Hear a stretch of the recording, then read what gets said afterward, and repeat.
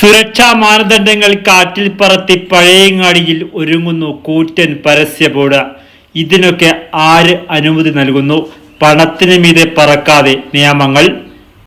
കാറ്റ് ഒന്ന് ആഞ്ഞുവീശിയാൽ നിലംപതിക്കാവുന്ന പരസ്യ ബോർഡുകൾ ജനത്തിന്റെ സുരക്ഷിതത്വത്തിന് മുകളിൽ പഴയങ്ങാടിയിൽ ഒരുങ്ങുകയാണ്.